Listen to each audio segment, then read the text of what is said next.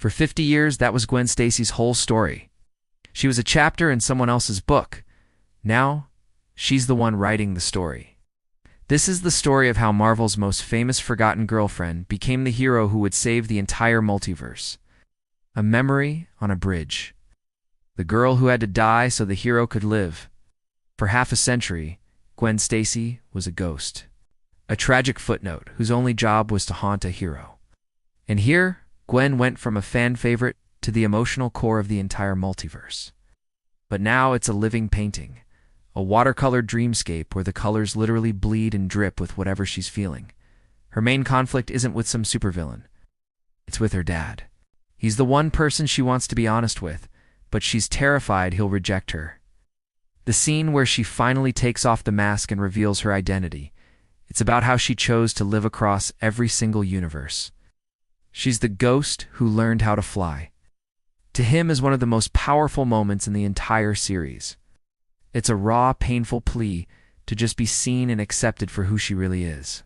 It's a theme that has resonated so deeply with audiences, with many seeing her journey as a powerful allegory for queer and trans experiences.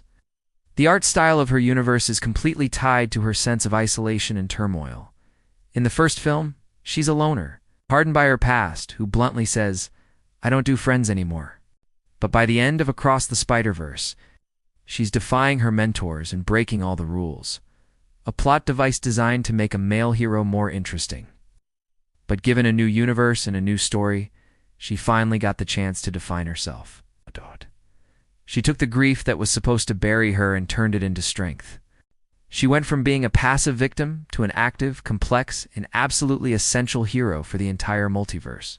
Not for herself, but for her friend Miles. She's the one who puts together a new team, her team, to go save him.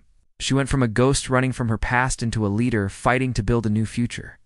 Painting this picture of a girl who feels like she's dissolving under the weight of her secrets. Is it the way her world's art reflects her feelings, or her evolution from a guarded loner to a determined leader? Let me know in the comments below, and don't forget to subscribe for more dives into the Spider-Verse. For decades, the name Gwen Stacy meant one thing: tragedy.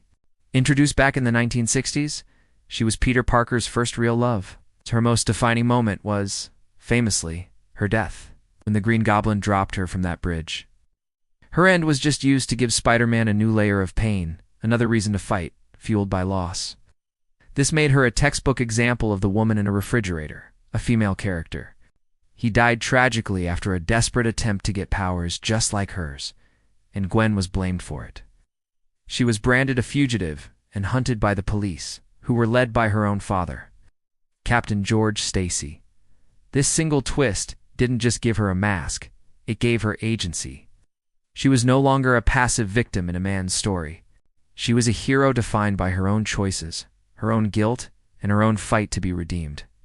Who was hurt or killed just to fuel the male hero-esque storyline.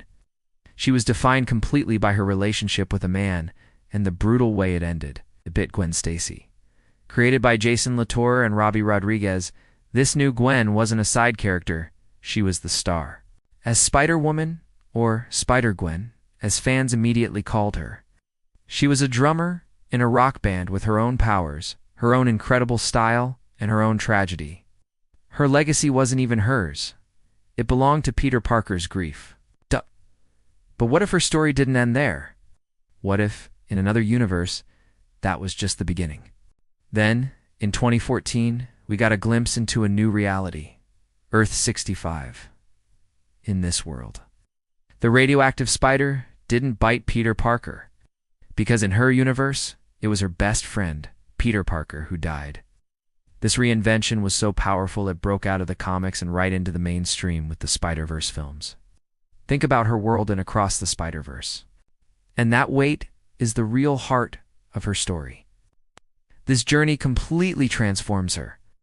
What part of Gwen's journey hits home for you the most? Gwen Stacy's comeback is one of the most incredible character arcs in modern stories. She was literally created to be a tragedy. Gwen Stacy's legacy is no longer about how she died,